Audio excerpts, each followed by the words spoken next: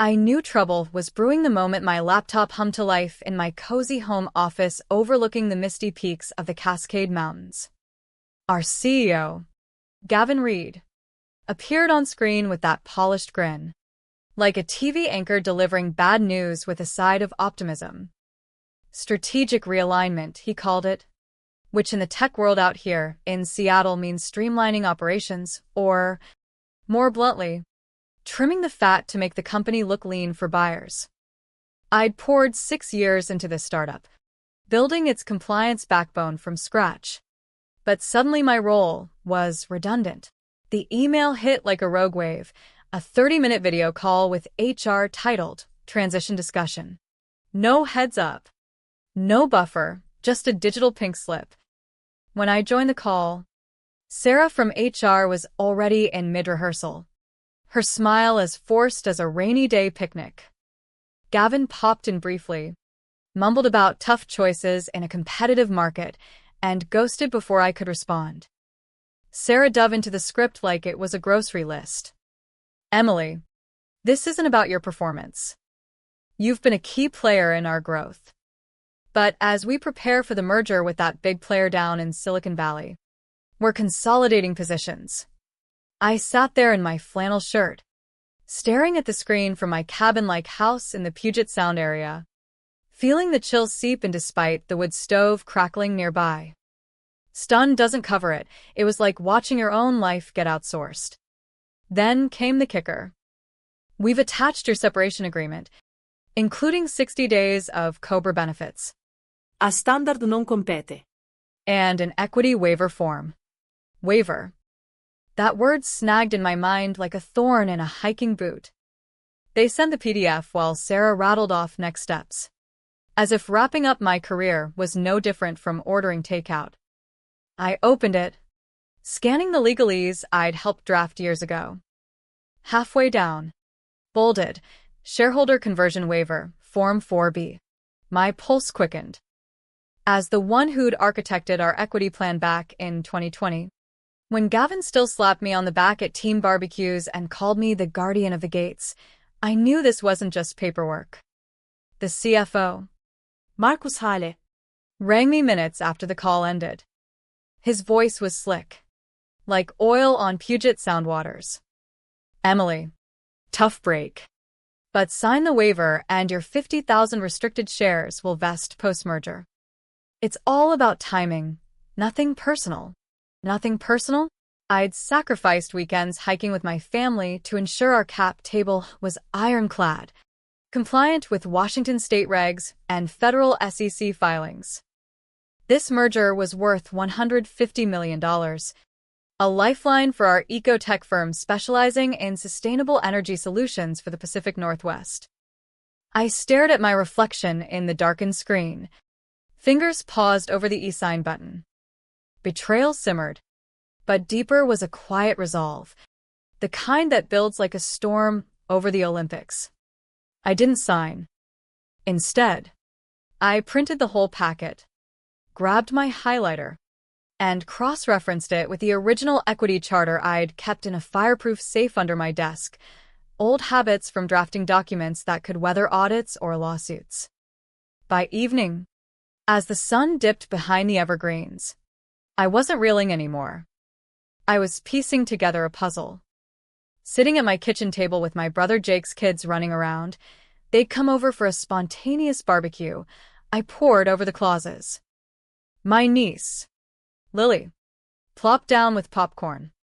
Awing. You look like a detective in those movies. I smiled faintly. Something like that. Kiddo.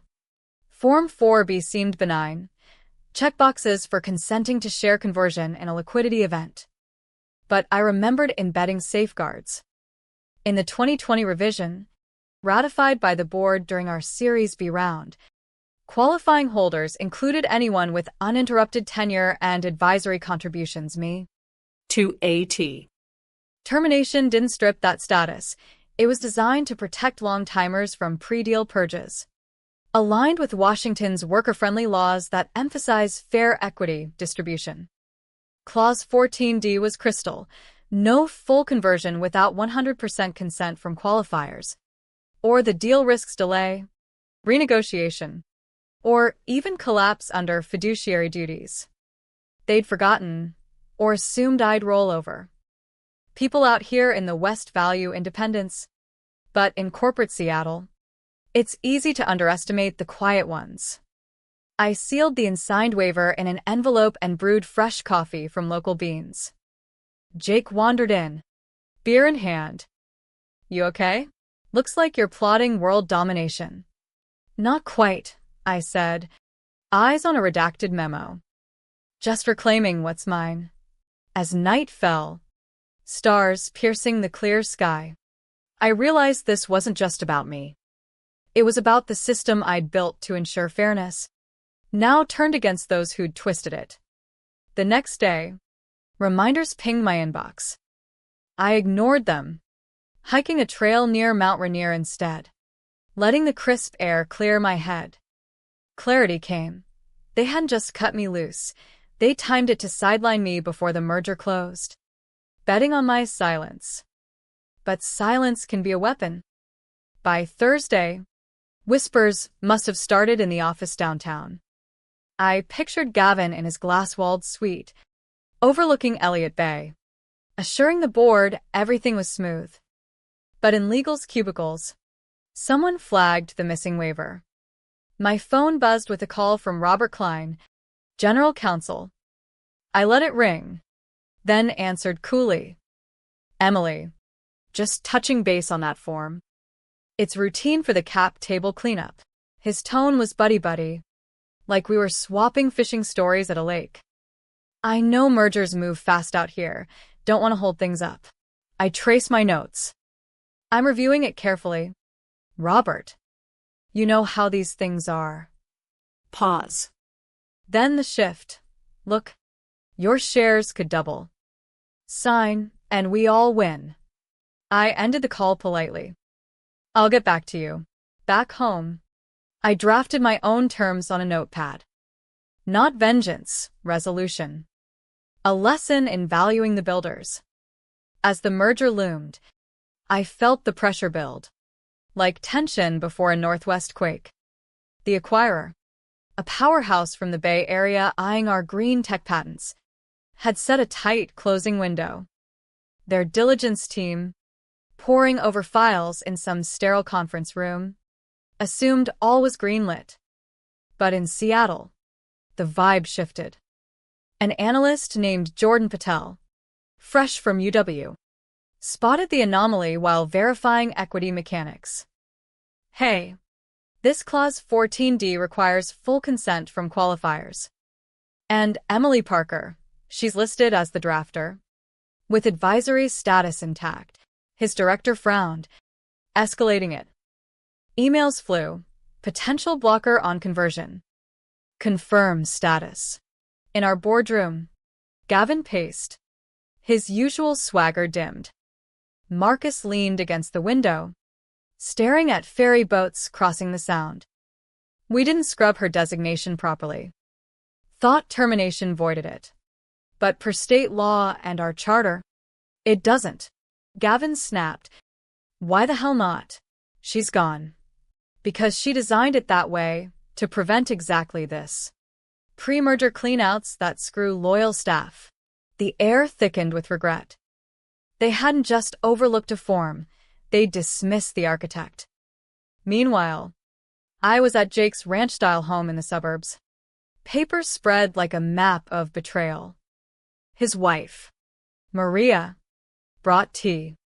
Ink. "This sounds like corporate espionage. You sure you want to play this hand?" I nodded, highlighting subpoint D. Conversion invalid without all consents, irrespective of current employment.